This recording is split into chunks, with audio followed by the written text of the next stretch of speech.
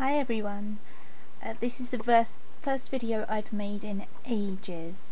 I just feel like I haven't had anything really to say about my planners recently, but it is the start of July now and I'm going to be doing One Book July, so I wanted to make a new video to show you what I'm going to be doing and also give you an update on what I have done over the past few months. So, sorry for the wobbly camera. I can't use my tripod on this table because the table isn't big enough, so hopefully it's not too wobbly. So the last video that you may have seen was about this traveller's notebook which I made. I've been using this since I made that video, so for the past few months, and that's quite a long time for me to use a planner, and unfortunately I haven't been using it very effectively. In order for me to plan the most effectively, I've got to proactively plan. So not just forward planning, but actually proactively planning, pushing myself to do things. Not just things that are on my to-do list, but things for projects and stuff. And I haven't been doing that, so the planning system inside itself, which I'm not going to show you because I've not tidied it up, there's bits of scrap paper everywhere and it's not presentable, but the planning system itself inside didn't work, but also I think because I haven't changed anything up inside it, I've not or outside it, I've not changed the cover, which I have several covers I could use, so I haven't been putting a new cover on. I haven't even changed the postcard, which you can't even see because it's covered in post-it notes. The postcard inside, I haven't changed anything inside. I've just got bored of it. And I used to change my binder if I was using a personal size Filofax. When I was using that, I used to change it up every few weeks, if and when I wanted to. And I haven't been doing that lately. So I've been getting bored of it, and now I know why people like to play with their planners and like to change things out. It's because it keeps it interesting and it keeps you wanting to use it. So when One Book July was coming up, I was planning on what I was going to be using, and right up until about a week ago, so about a week and 5 days before One Book July actually started, I was adamant that I was going to be using this size. Even if it's not this cover, I was going to be using an A6 Traveller's Notebook, and I was going to do that because it's portable, and for me a planner needs to be something that I carry everywhere with me, because it's silly, because if I don't carry it everywhere I won't write things down in it. Because it's an easy size for me to carry everywhere. It can go with me to work, it can get chucked in my bag, it can even go in some of my bigger coat pockets. But I've always struggled with the A6 size for week on 2 pages layouts, and I'll show you why in a minute. And then I'd sort of decided I will tip in pages into this Traveller's Notebook to make it more flexible, like a binder. I will make it as flexible as possible and just get on with it, but I was still struggling with the week on 2 page size. But then I decided, when I was in London last week, to get a A5 Leuchtturm. I love the Leuchtturm, and the decision making process for One Book July, it was between the Traveller's Notebook in the A5 size and an in the A6 size, and the A5 bullet journal in a Leuchtturm. I've used bullet journals in the past and they haven't really worked for me. And one of the things in this year's One Book July is the new type of aspect to it is go big or go home, which basically means anything you want it to. You can decide what that means and how it will help you to improve your planning system. I was going to do go big or go home as my using daily planner pages affecting the way I use a daily planner page. But I've decided instead to do it as a bullet journal. And the reason why I want to do a bullet journal is not just because I've been wanting to try out a bullet journal again for a while, or the fact that it's going to accommodate the week on 2 page that I want, that I wouldn't have been able to put into my A6 Traveller's Notebook, but also because me using a bullet journal for this month, or possibly longer because I'm not going to fill the whole thing in a month, is going to be a record of what works and what doesn't work for me. So this will be able to chart what I need in a planner and what I don't need in a planner. So obviously with a bullet journal you can put in whatever collections you want, and so one of the important things for me is to know what I need in a planner. And the fact that this is a bound book rather than a binder where I'm not very good at archiving at all, or a traveller's notebook where I just tip in pages and throw them away when I don't need them, this will have nothing torn out, a few things added, but they shouldn't be taken out. So it will be very easy for me to track what I've been using, what I haven't been using, what's been working well, what hasn't been working well. And there's also less stress with this format because it doesn't have to be in a specific order, it doesn't have to be in specific sections, so I can really see in a basic fundamental level what works and what doesn't. So as a quick flip through, and I'll show you a more detailed flip through at the end of the month when I've been using it for a whole month, and then I'll hopefully do weekly updates as well. I'll give you a quick flip through, starting my contents page, and these are the colour coding of the edges of the page. So the position they're in here shows the order in which they are in the book.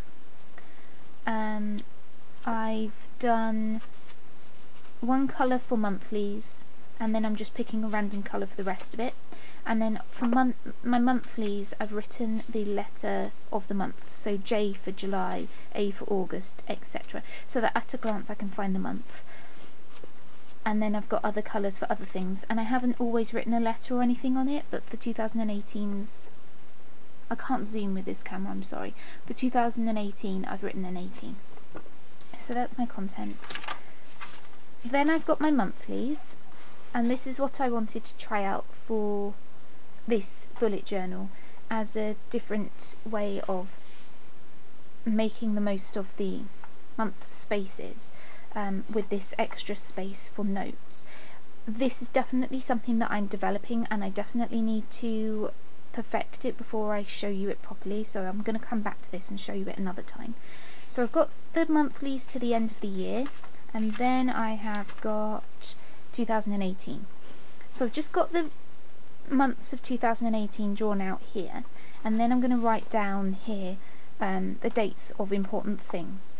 If it affects me, I'm going to circle the day here. So for example, if I were to say, oh, can I do something on March the 6th? Well, it's circled, so let's see what March the 6th, what is going on March the 6th, and I say, I've got an appointment in the afternoon, so yes, I can do that in the morning, not in the afternoon. I have drawn a coloured box around the month, and that's not just to be decorative. I'm trying not to make this bullet journal decorative, I'm trying to make it functional, but decoration can come as a secondary if it's still going to allow it to be functional. The goal of this bullet journal is not to be decorative, it's to be to use colour and symbols and things to enable me to find things better, read things quicker, etc. So for example, if I were to look here at a glance, I need to know what I'm doing in June. Everything in June's colour, which is lime green, I can see quickly because I have coloured it in around the box in green. This is a record of my savings for my deposit for my house or my flat. I'm colouring it in.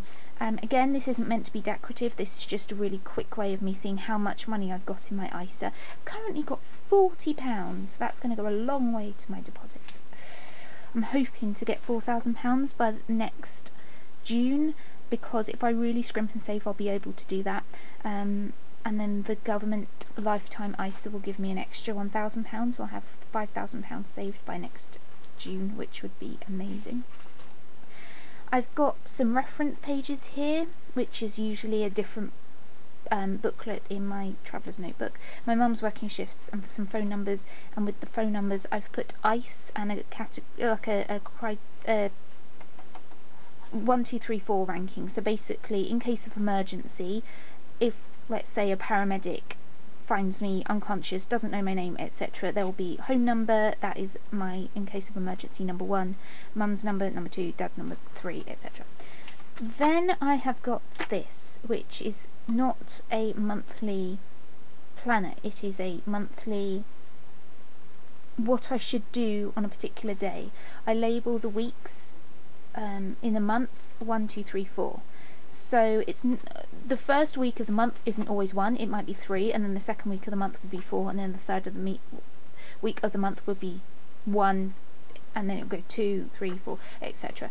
But I'm going to assign a thing to do. So for example, if I need to do cleaning a particular room, that will always be on week 2 on the Saturday, and then I will be able to plan it effectively. There's my wish list. This is really important for me not to actually spend too much money on things I don't need.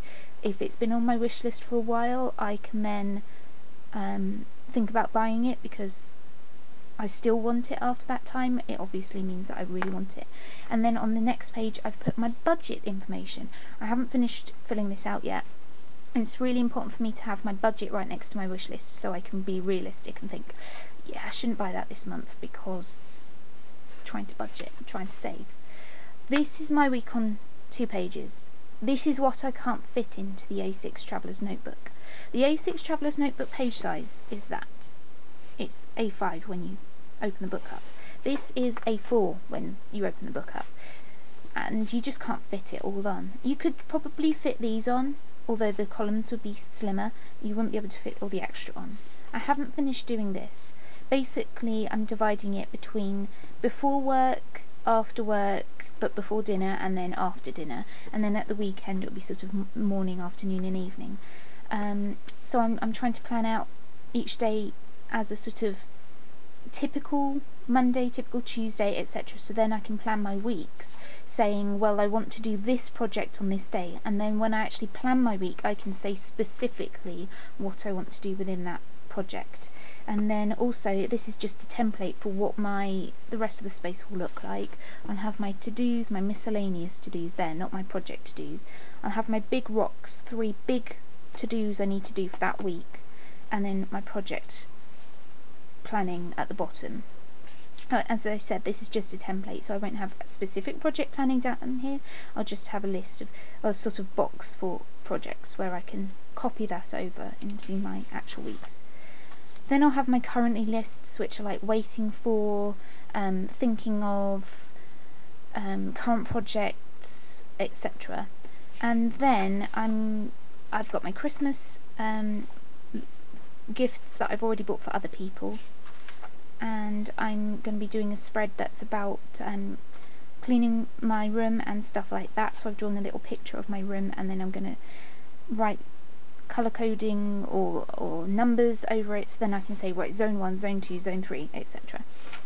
And I am currently doing a sort of inventory of my stationery, and that's not it all. I have a lot of stationery. I have so much stationery that I don't even use.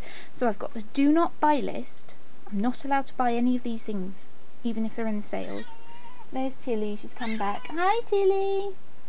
And then I am going to be trying to put these things into my rotation.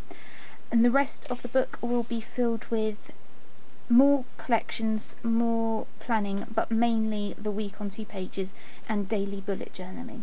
So that's what I'm going to be working on in July with my bullet journal, and I'm going to update you hopefully at the end of this week for the week 1 roundup.